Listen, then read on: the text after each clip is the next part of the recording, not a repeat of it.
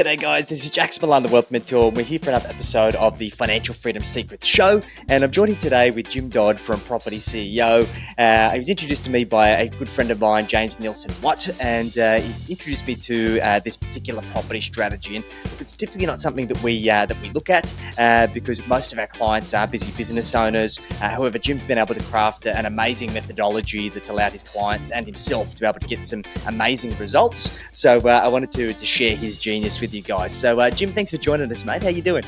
I'm doing fantastic. Thank you, Jackson. It's a pleasure to be here and really looking forward to digging into it and sharing some of our strategies, and hopefully your audience come away with something that they learn or something that they can implement going forward.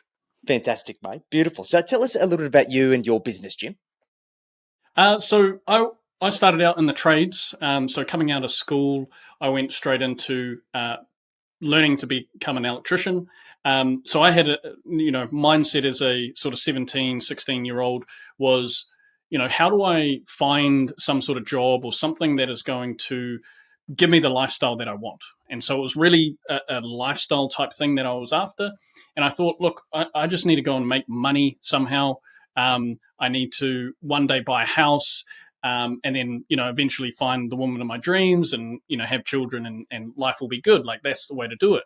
And so I went down the pathway of the electrician, qualified pretty high up in terms of, like, within New Zealand, at least, qualified as the top electrician or the top apprentice, getting the top marks in electrical engineering theory.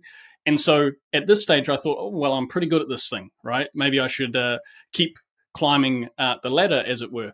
And so throughout this journey, I thought, this seems to be getting harder the further I go. And by harder, I mean like more time input, more responsibility, and probably more stress. And so as I started to climb the ladder, both literally and figuratively, and I got closer to, the top of the company, and I sort of got to a point where in my personal life, things weren't really going the way that I really wanted things. Professionally, things were really, skyrocketing. And so it was very clear that was where my focus was. So it wasn't until I got to probably management role and I saw that the next rung on the ladder was actually to own the company. And so I said to the boss at the time, I said, hey, now that I'm here, what's the next step for me? And he said, well, it's my position.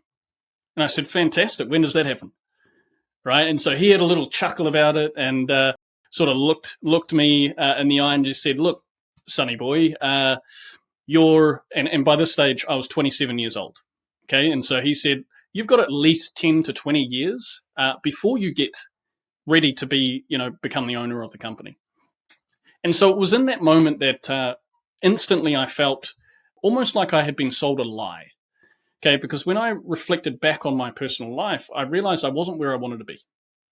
Okay, by this stage, throughout the journey, I had had my first child, I had my second child, and then, in fact, my partner or my girlfriend at the time left us. And so she decided to leave to move to Australia, and so it was literally me and my boys. And so I had a choice then to decide, do I just keep hustling? Do I keep, trying to figure this thing out? Or do I go on the dole and, try and focus on raising my kids? And so I chose the former. I was thinking, look, I've just got to figure this thing out. I've got to work out how to be successful. And so when my boss told me that I'm, going to be stuck in this position for at least another 10 to 20 years, it was quite a heartbreaking moment for me. Because one, I was single at this point. I was a solo dad. I actually hardly saw my boys because I'd drop them off at daycare every morning, get home, do the bath routine, the dinner, the bed, and then back up doing it again. And so it was almost in an instant that I decided that, the ladder that I was climbing was actually against the wrong building. And so it was then that I decided to quit. And I didn't know what I was going to do, had no clue whatsoever, but I knew what I was doing wasn't working.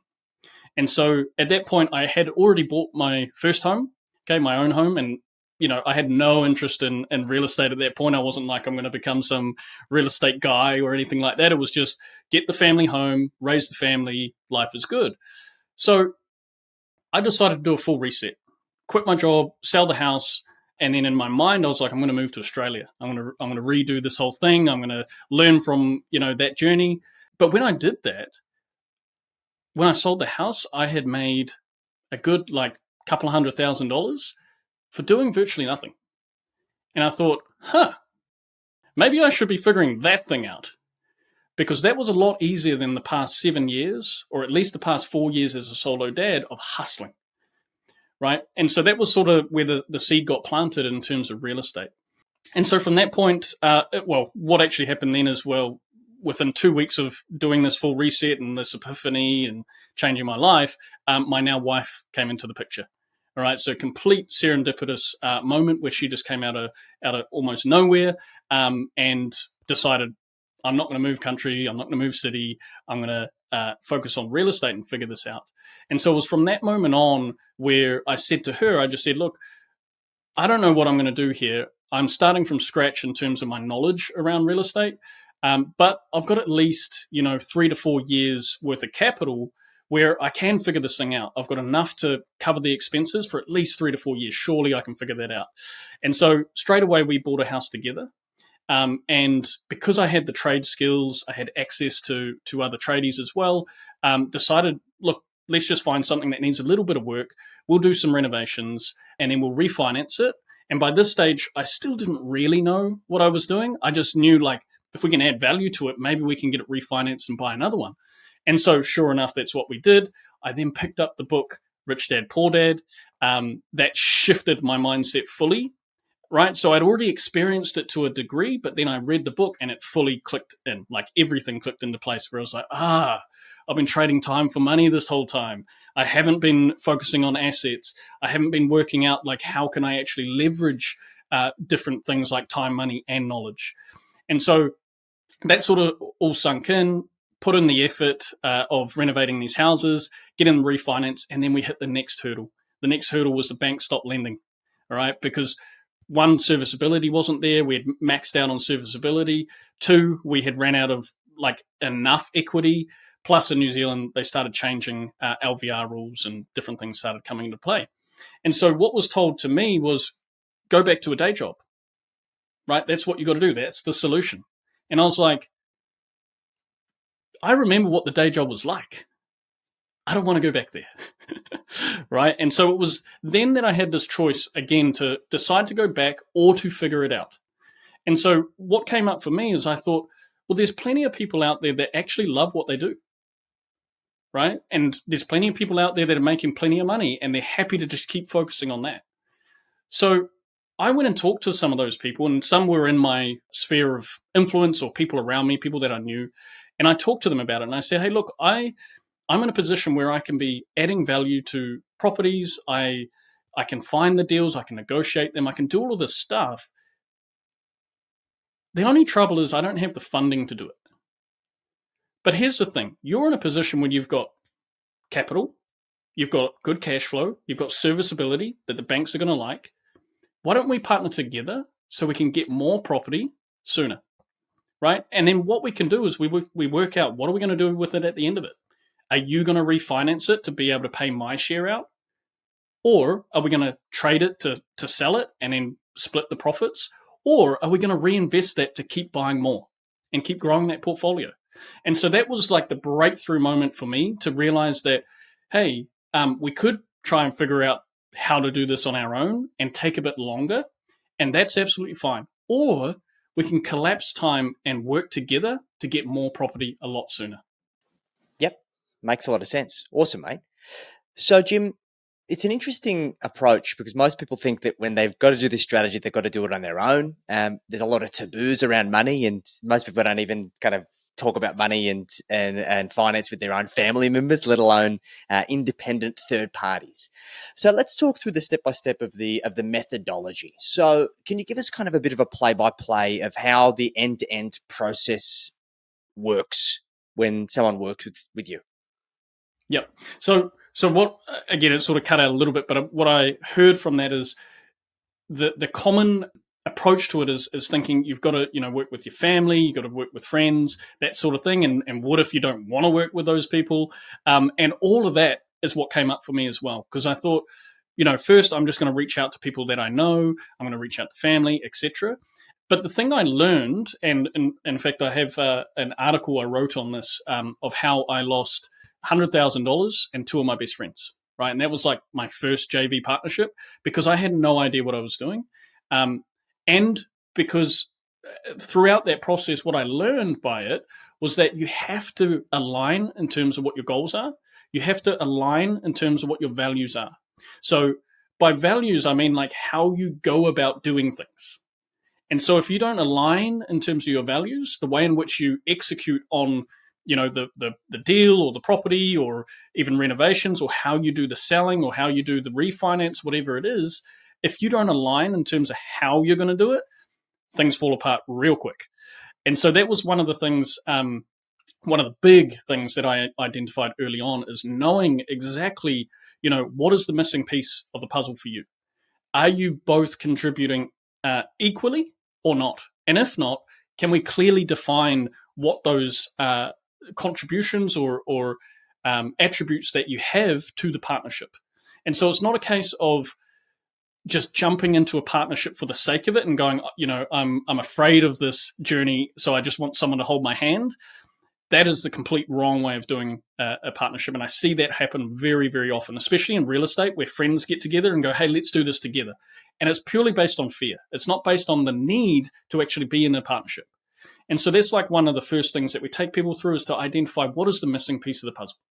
What do you actually need? And is that the thing that's going to help you move forward?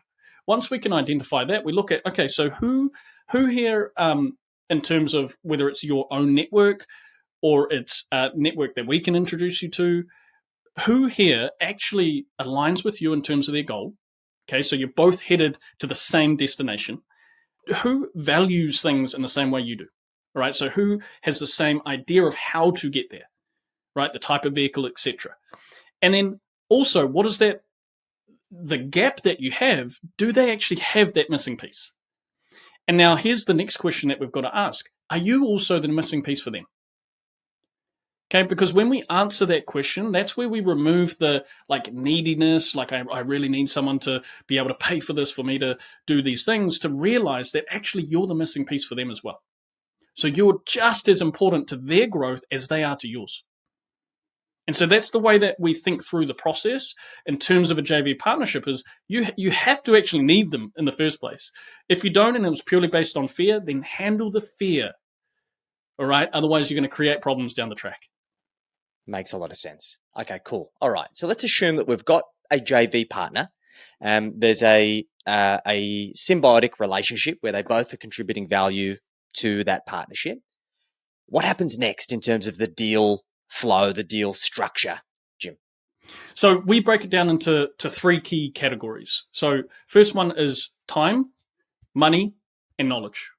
And so both of the partners, or even if you've got three partners, you'll all have some level of knowledge. And so the real split is between the time and the money in most cases. Okay. And so thinking about the money aspect, it's identifying, okay, so what have we agreed on in terms of who's putting in the money for the project, or who's putting in the money for the purchase? And are you splitting that? Or is the money partner actually funding the whole thing? Because that can work as well. It really just depends on what the gap is for the individual. Now, the flip side is the time, okay? Because in a lot of cases, people are time poor, but they've got cash flow coming in. And so that's where they'll partner with someone who, for example, we've got a lot of builders or tradie companies in our membership who their biggest strength is that they're constantly doing deals. They've got teams in place ready to go to do renovations. They've gone through the process of selling and marketing multiple times. So they've got really good understanding of the overall process, and they can remove the time aspect for the money partner, right? So the way that we sort of think about it is you're one of two camps in most cases.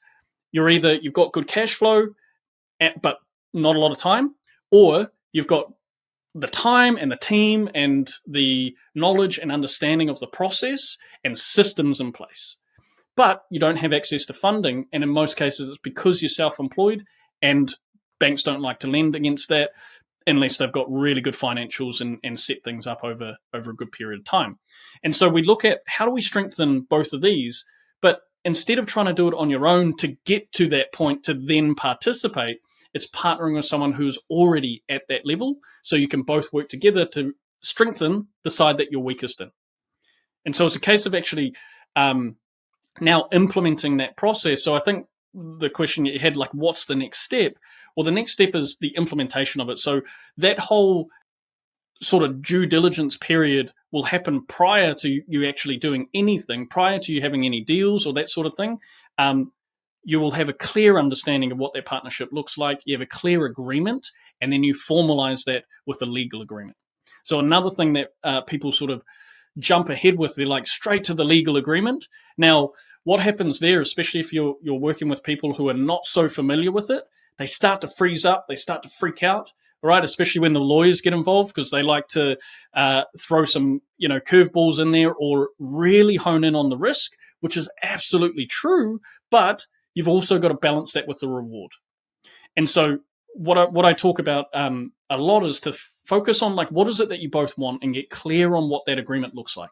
Look at all of the contingencies that you're going to need in place. So what could go wrong, right? Because if it could go wrong, there's a likelihood that it probably will go wrong unless you have some mitigation process in place.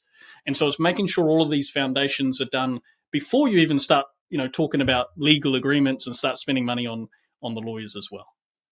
Makes sense. Cool. Yeah. And I think that's super important. Like, you draft your divorce papers before you get married. And if you do that properly, then it alleviates a lot of the issues before they even come up. So I think that makes a lot of sense, mate. So let's talk about the property, the asset itself. What are you looking for in a deal, Jim, particularly in this current marketplace? Yeah. So in any marketplace, and so this is why I look at it I sort of zoom out and treat it like a business. Okay. Because a lot of people, when they talk property, think straight into an investor mindset, and they don't treat it like, okay, what is the market actually doing, and who's in the market, who's buying, what are they buying, etc. So we always look at it from a business standpoint and go, who is in the marketplace right now? Who are actually buying? Okay, not who was buying 6 months ago or 12 months ago or 12 months from now. Who's actually buying right now, so we can determine who the market is. Now we've got to understand what they want. So it's a very, very logical process that we go through of, like, okay, now that we know who they are, what do they want? Okay, and then what's actually available? Where's the demand? Is there enough supply for that market? Or is there opportunity for us to find properties that aren't quite at the standard that they need or want? And can we bring it up to standard? Okay, and this is the concept that we talked through in terms of buying below market value, adding value, and then selling it or refinancing it back at market value. And so it's not a case of, having to come up with some, completely distressed or motivated seller who's in a really bad position and then, capitalizing on that. It's actually identifying the asset itself is not quite fit for purpose. And how can we bring it up to standard such that we can put it back into the marketplace for what the market wants? And so we're creating a margin, and again, looking at it from a business standpoint, creating that margin so we're forcing the appreciation. Okay, if we can do that, and the banks will refinance as soon as major renovations are done. So as long as we can find something that needs value added, add the value, we can go straight back to the bank and say, hey, look, we've increased the value by X amount. Let's refinance so that we can get onto our next deal. Now, the thing that we need to consider is what happens if the property doesn't sell, or if the value that we were looking to draw from it is actually going to cost us a bit in terms of, cash flow. Like, that refinance is going to cost quite a bit to service. So we have to factor that in terms of our buying rules and have plan A, B, and C. So plan A is whether it's the forced appreciation to the BRR, Burr method, or it's to flip. Plan B is, well, if I'm going to hold this, does it cash flow? Is there actually cash flow here that's going to support the mortgage so I'm not having to put money into it? Right? Again, we're believers here of, like, it's not really an asset unless it's paying you. Okay, if you're having to keep topping it up over time, it's not really the thing that you want. And so I sort of break it down for our clients in terms of the three steps to building wealth: make money, manage money, and multiply money. And so it's an easy way for people to see, like, if you're going straight for the multiply and you're skipping the manage, you might actually be capping yourself out of the market, meaning you don't have the cash flow to support the properties that are going to need a little bit more, or they break even.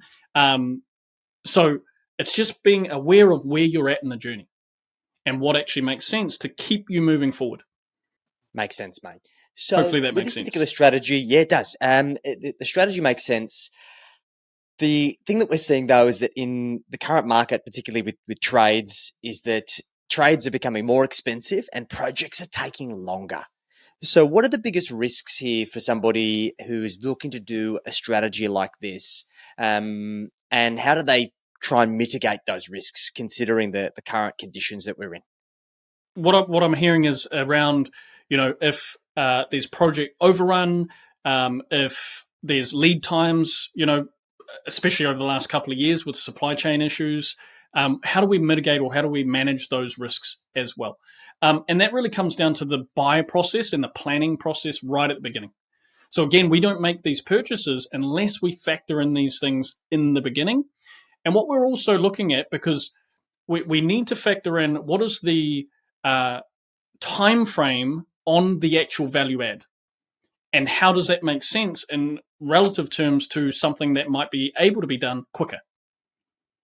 Okay, so as an example, you might have a property that may have like a $200,000 profit in it, but it might take you 2 years to actually do a subdivision, to do some of the aspects to it, where you might be able to do, say, $100,000 with a 3-month flip, right? Or a 3-month just renovate and then refinance situation.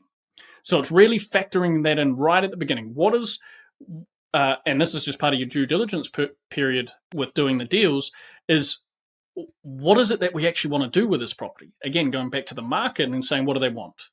What's the current state, and what would we have to do to get it into that position so that it's ready to go back to market? And how do we make sure that that's done in a short period of time? And ideally, what we're looking for is anywhere between 6, 8, maybe 12 weeks in terms of renovations, right?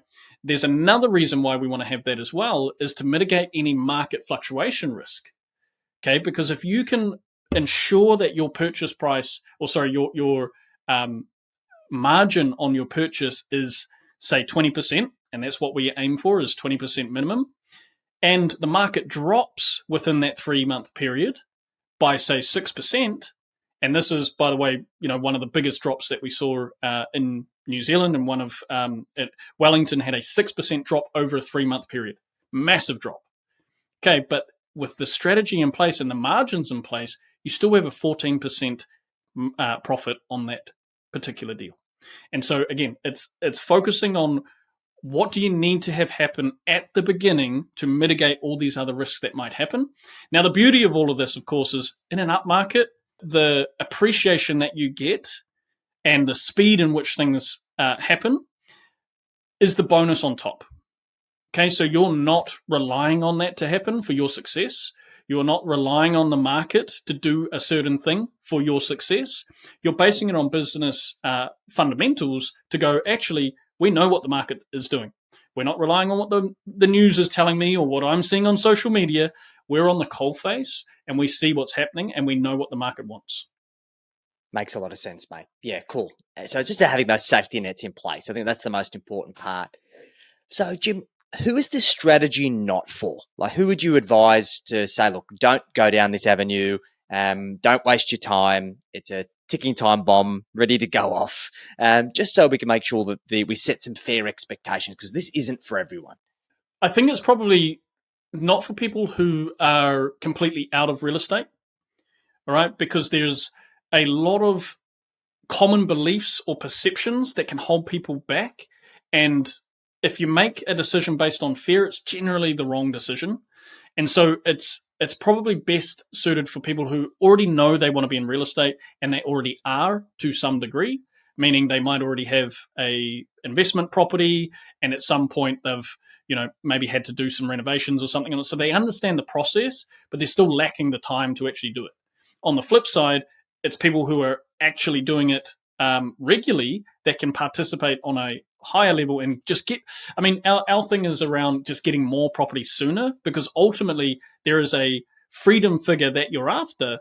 And so if you can collapse that time by being able to pay down your portfolio quicker by, trading some properties, or build your portfolio quicker by forcing appreciation, recycling your deposits and going again.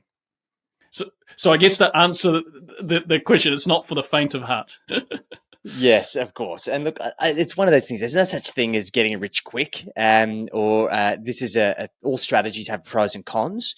And this is a strategy to manufacture wealth, right? And that comes at time, right? With time. And you need to be able to invest that time in order to get the benefits. So with that being said, how much time per week do you typically advocate your members and clients to invest into each deal on average? Yep. On average, we talk about anywhere like to learn and then start implementing and to have the wheels turning. We talk about 5 to 10 hours a week to be able to allocate to this. Okay, so the 5-hour end would be those who are lacking the time aspect, who need to learn the strategy, learn the process, but not necessarily have to implement it.